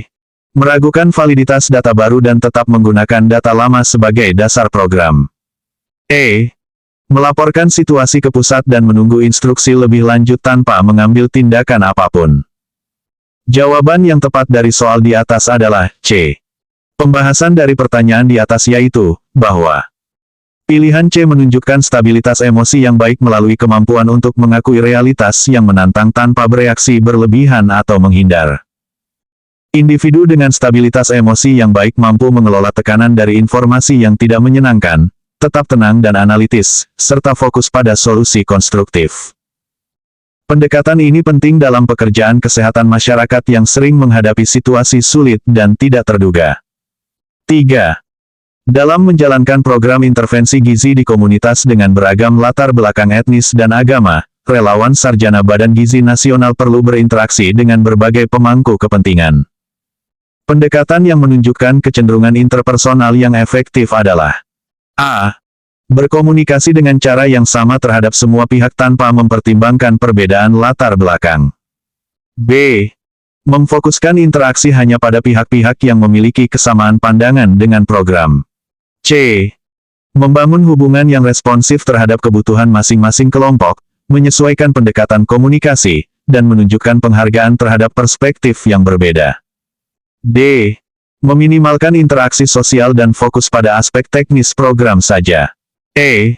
Mendelegasikan semua komunikasi dengan masyarakat kepada staf lokal.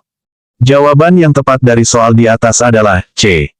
Pembahasan dari pertanyaan di atas yaitu, bahwa pilihan C menunjukkan kecenderungan interpersonal yang berfokus pada kemampuan adaptif dalam berinteraksi dengan berbagai kelompok. Individu dengan kecenderungan interpersonal ini mampu menyesuaikan gaya komunikasi, menunjukkan empati terhadap perspektif berbeda, dan membangun kepercayaan di berbagai konteks budaya.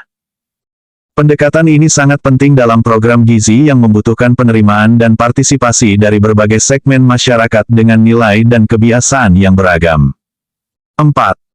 Relawan Sarjana Badan Gizi Nasional menghadapi tekanan tinggi dalam menyelesaikan laporan evaluasi program yang kompleks dengan tenggat waktu yang sangat ketat, sementara beberapa anggota tim sedang sakit. Strategi manajemen stres yang paling adaptif adalah A.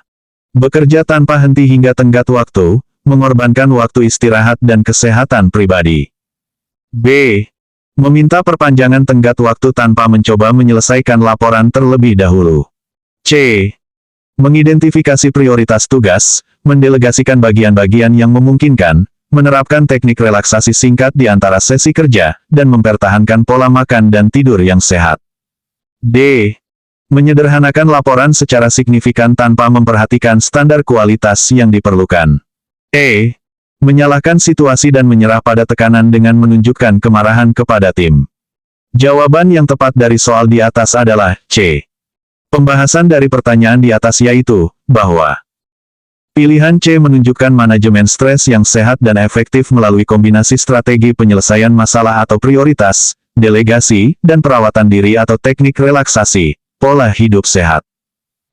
Individu dengan kemampuan manajemen stres yang baik tidak mengorbankan kesehatan pribadi atau kualitas pekerjaan, melainkan mencari keseimbangan antara tuntutan tugas dan pemeliharaan kesejahteraan diri. Pendekatan ini penting dalam pekerjaan kesehatan masyarakat yang sering menghadapi beban kerja tinggi dan sumber daya terbatas. 5. Relawan Sarjana Badan Gizi Nasional ditugaskan ke daerah yang baru saja mengalami bencana alam, menyebabkan kondisi lingkungan dan masyarakat sangat berbeda dari yang diperkirakan sebelumnya. Respons yang menunjukkan adaptabilitas tinggi adalah A. Merasa kewalahan dan meminta penugasan ke daerah lain yang lebih stabil. B. Tetap menjalankan rencana program awal tanpa perubahan apapun. C. Mengevaluasi cepat situasi baru, menyesuaikan prioritas program berdasarkan kebutuhan pasca bencana, mempelajari keterampilan baru yang dibutuhkan, dan berkolaborasi dengan lembaga tanggap darurat. D.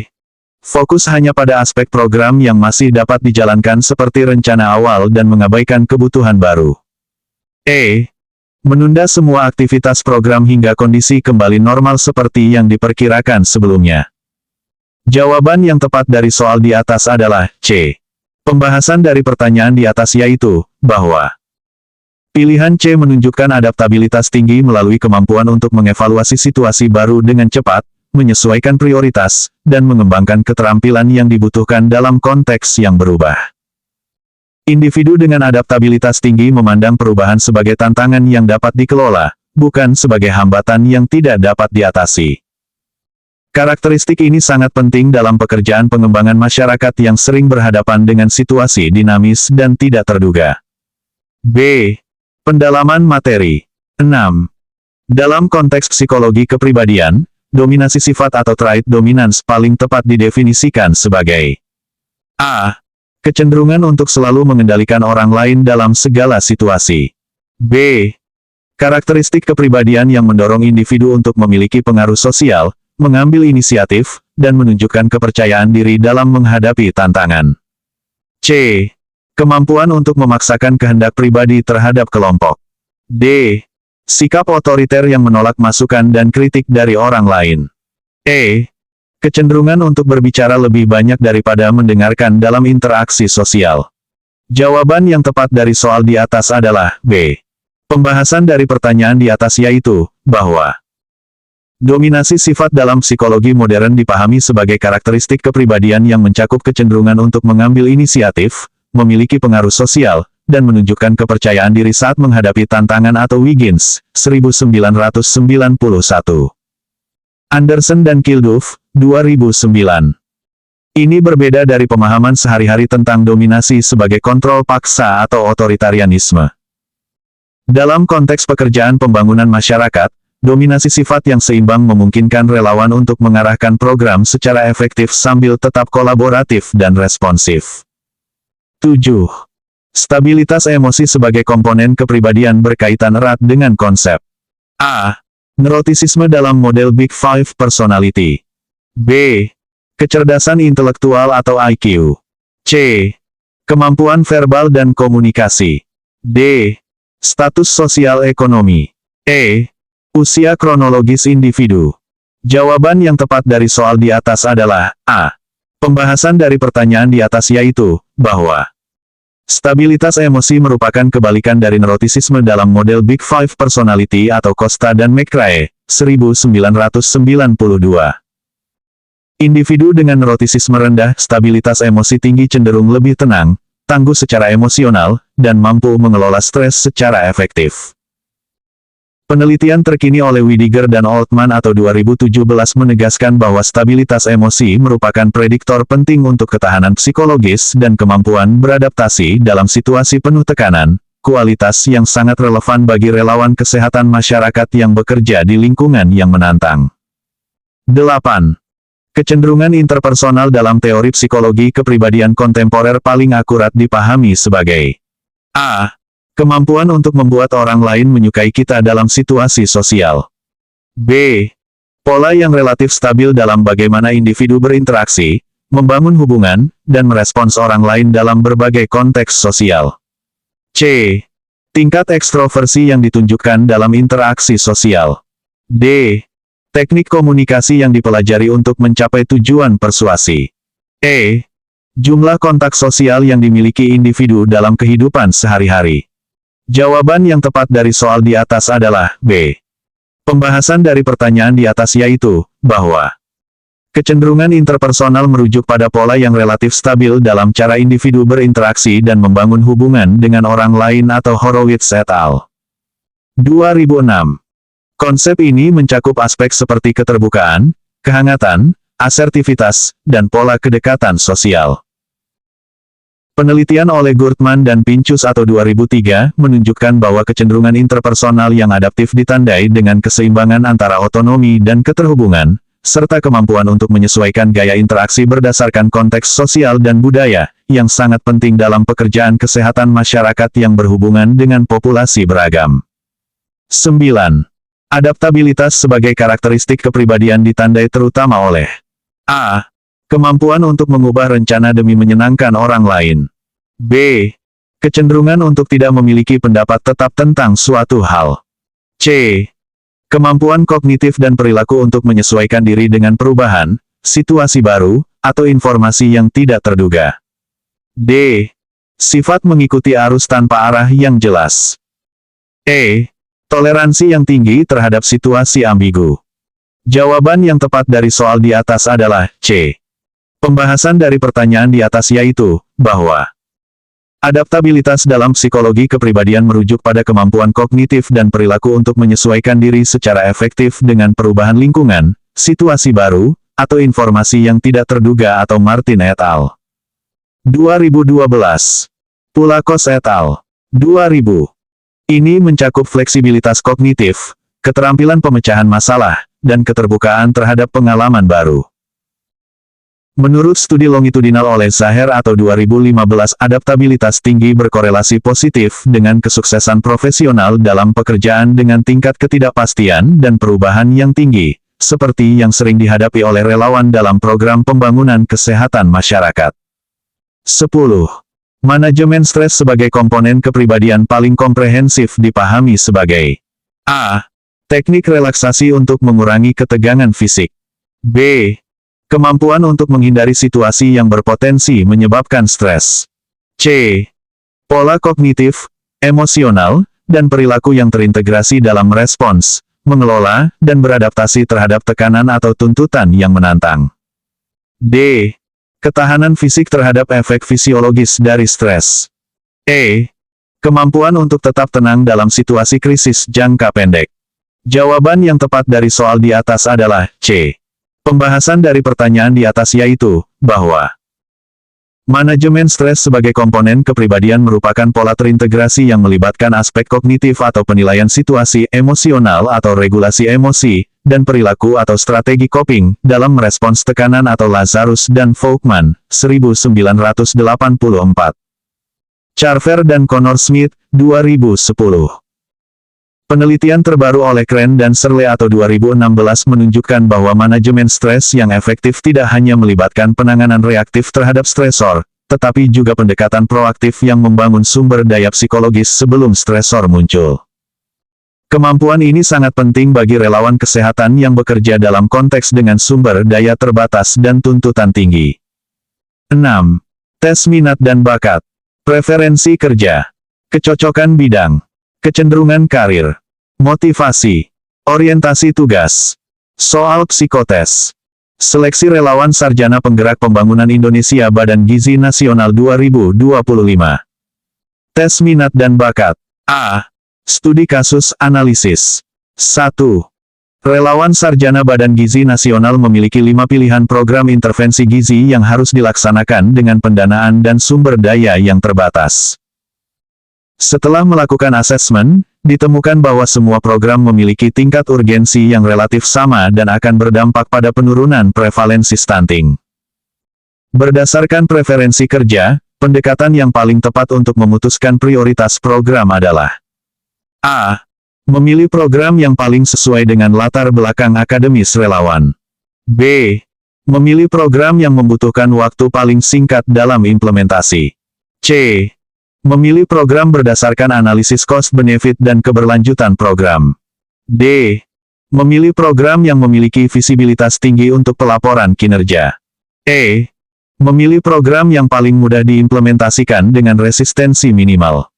Jawaban yang tepat dari soal di atas adalah C. Pembahasan dari pertanyaan di atas yaitu, bahwa preferensi kerja yang profesional dan berorientasi hasil mengutamakan pengambilan keputusan berbasis analisis cost-benefit dan keberlanjutan program. Pendekatan ini mencerminkan kapasitas untuk membuat keputusan strategis berdasarkan pertimbangan rasional dan dampak jangka panjang, bukan sekedar pertimbangan personal atau pragmatis jangka pendek. Studi tahun 2023 oleh World Bank menunjukkan bahwa intervensi gizi dengan analisis cost-benefit yang baik memiliki keberlanjutan program 3 kali lebih tinggi. 2. Relawan Sarjana Badan Gizi Nasional ditempatkan di daerah dengan prevalensi stunting tinggi. Ia menemukan bahwa meskipun akses pangan tercukupi, praktik pengasuhan dan pengetahuan gizi masyarakat masih rendah. Setelah 3 bulan mengimplementasikan program edukasi gizi, hasil evaluasi menunjukkan perubahan yang minimal. Berdasarkan analisis kecocokan bidang, tindakan yang paling tepat adalah A. Mengganti program edukasi gizi dengan distribusi makanan tambahan. B. Melakukan revisi metode edukasi dengan mengintegrasikan pendekatan antropologi budaya dan psikologi sosial. C. Memfokuskan program pada kelompok masyarakat yang lebih responsif. D. Meminta rotasi penempatan ke daerah dengan tingkat keberhasilan program yang lebih tinggi. E. Mendelegasikan program edukasi kepada tokoh masyarakat tanpa keterlibatan langsung. Jawaban yang tepat dari soal di atas adalah B. Pembahasan dari pertanyaan di atas yaitu, bahwa kecocokan bidang ditunjukkan melalui kemampuan untuk mengidentifikasi akar masalah dan melakukan penyesuaian strategis. Melakukan revisi metode edukasi dengan mengintegrasikan pendekatan antropologi budaya dan psikologi sosial menunjukkan pemahaman mendalam tentang kompleksitas intervensi perubahan perilaku. Penelitian dari Lancet Series on Maternal and Child Nutrition 2023 menunjukkan bahwa intervensi gizi yang memperhatikan konteks budaya dan psikologi sosial meningkatkan keberhasilan program hingga 68% dibandingkan pendekatan standar. 3. Relawan Sarjana Badan Gizi Nasional mendapat tawaran untuk mengikuti beberapa pelatihan pengembangan kapasitas. Berdasarkan hasil analisis kecenderungan karir, urutan prioritas pelatihan yang paling relevan untuk pengembangan karir jangka panjang dalam bidang gizi dan pembangunan adalah A. Manajemen program, keuangan publik, teknologi informasi, kepemimpinan, komunikasi publik. B. Analisis kebijakan gizi, manajemen program berbasis hasil, metodologi penelitian, advokasi kebijakan, kepemimpinan kolaboratif. C. Pengembangan kewirausahaan sosial, public speaking, digital marketing, fundraising, networking. D. Project management profesional, sertifikasi ISO, manajemen mutu, audit internal, risk management.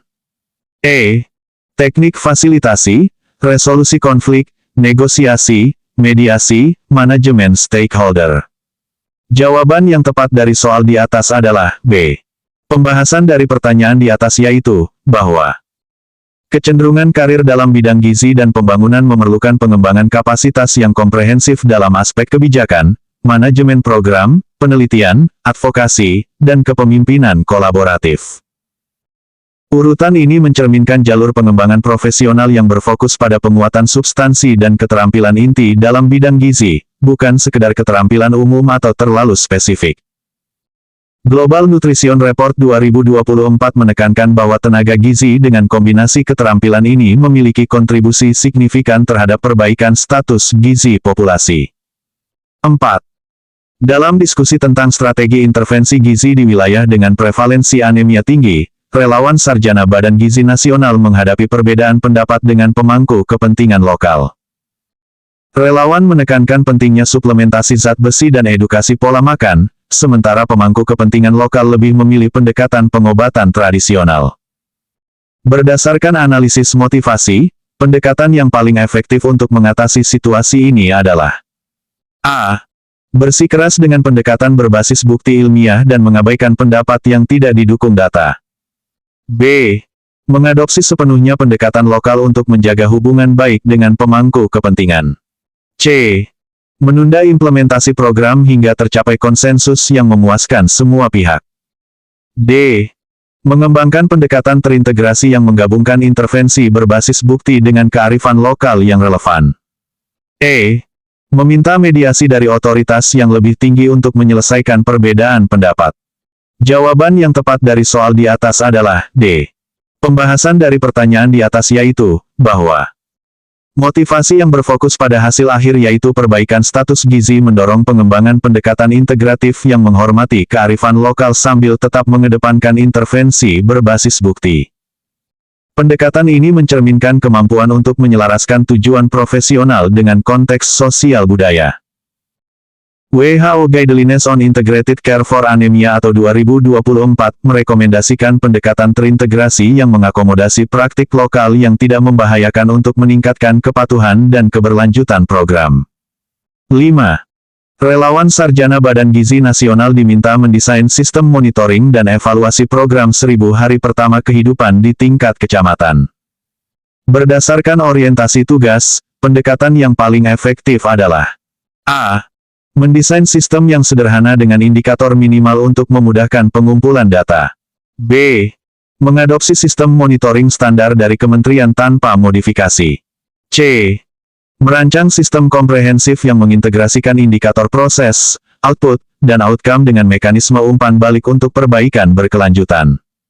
D. Fokus pada pengumpulan data output program untuk memastikan akuntabilitas implementasi.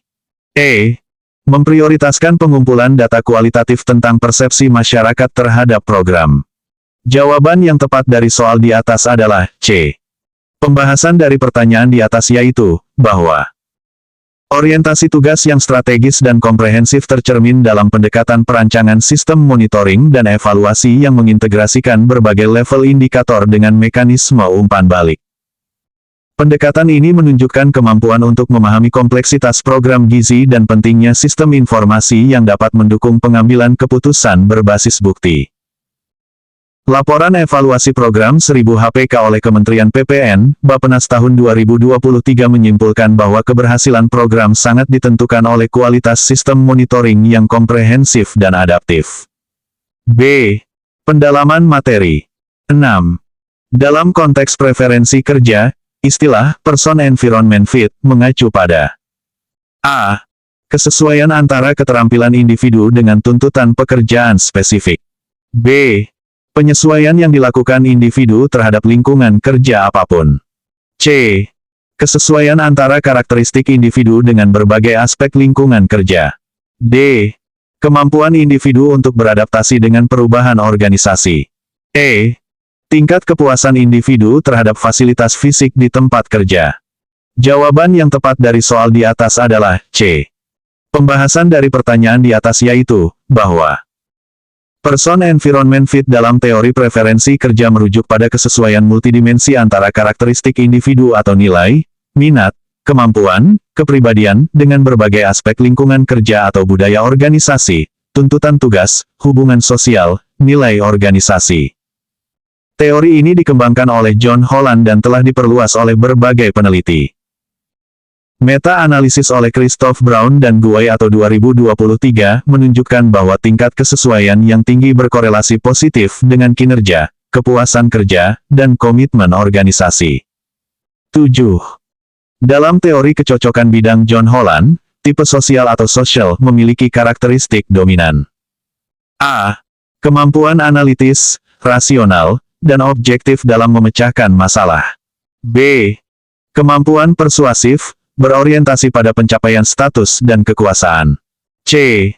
Kemampuan interpersonal, kooperatif, dan berorientasi pada membantu orang lain. D. Kemampuan kreatif, ekspresif, dan tidak konvensional. E. Kemampuan sistematis, teratur, dan mengikuti prosedur standar. Jawaban yang tepat dari soal di atas adalah C.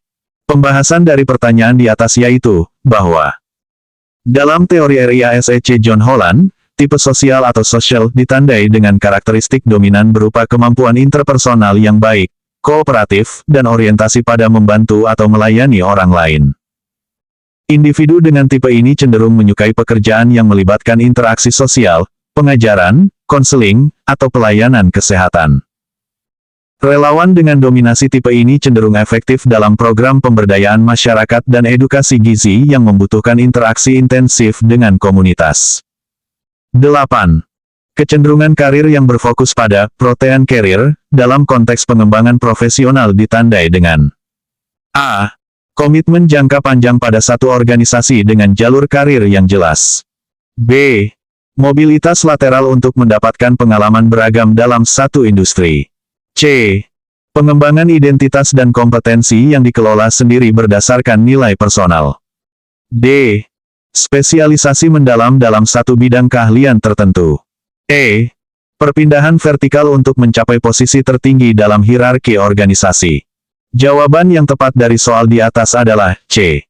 Pembahasan dari pertanyaan di atas yaitu, bahwa konsep protean career yang dikembangkan oleh Douglas Hall merujuk pada pendekatan karir yang dikelola sendiri oleh individu, berfokus pada pengembangan identitas dan kompetensi berdasarkan nilai-nilai personal, bukan semata-mata standar eksternal. Pendekatan ini menekankan fleksibilitas, pembelajaran berkelanjutan, dan pengambilan keputusan karir yang mencerminkan tujuan dan nilai individu. Dalam konteks relawan gizi, pendekatan ini memungkinkan adaptasi terhadap perubahan kebutuhan program dan pengembangan profesional yang berkelanjutan. 9. Dalam teori motivasi Hesburgh, faktor yang termasuk dalam kategori motivator yang dapat meningkatkan kepuasan kerja intrinsik adalah A. Kondisi kerja, hubungan interpersonal, dan kebijakan organisasi. B. Gaji, tunjangan, dan keamanan kerja. C. Pencapaian, pengakuan, dan pertumbuhan profesional. D. Supervisi, status, dan hubungan dengan atasan. E. Keseimbangan kerja kehidupan, lokasi kerja, dan jam kerja fleksibel. Jawaban yang tepat dari soal di atas adalah C. Pembahasan dari pertanyaan di atas yaitu, bahwa teori dua faktor Hesburgh membedakan antara hygiene factors, yang mencegah ketidakpuasan dan motivators, yang mendorong kepuasan intrinsik. Pencapaian, pengakuan, dan pertumbuhan profesional termasuk dalam kategori motivator yang dapat meningkatkan kepuasan dan motivasi intrinsik. Memahami perbedaan ini penting bagi relawan gizi untuk mengembangkan motivasi berkelanjutan di tengah tantangan program di lapangan yang sering memiliki keterbatasan fasilitas dan insentif eksternal. 10. Orientasi tugas dalam paradigma, design thinking, untuk pengembangan program gizi mencakup tahapan-tahapan berikut secara berurutan. A. Analisis masalah, pengembangan solusi, implementasi, evaluasi, adaptasi. B. Empathize, define, ideate, prototype, test. C. Plan, do, check, act. D. Assessment, planning, implementation, monitoring, evaluation. E. Research, analyze, synthesize, create, implement. Jawaban yang tepat dari soal di atas adalah B. Pembahasan dari pertanyaan di atas yaitu, bahwa design thinking sebagai pendekatan orientasi tugas yang berpusat pada manusia atau human-centered mengikuti tahapan, empathize atau memahami kebutuhan pengguna, define atau merumuskan masalah, ideate atau mengembangkan ide solusi, prototype atau membuat model solusi, dan test atau menguji solusi. Pendekatan ini semakin relevan dalam program gizi yang membutuhkan desain intervensi berbasis pemahaman mendalam tentang perilaku dan konteks masyarakat. Studi implementasi program gizi berbasis design thinking di Asia Tenggara menunjukkan peningkatan adopsi dan keberlanjutan program hingga 47% dibandingkan pendekatan konvensional atau UNICEF Innovation Report, 2024. C. Tujuan: mengukur potensi intelektual dan kapasitas kognitif calon peserta.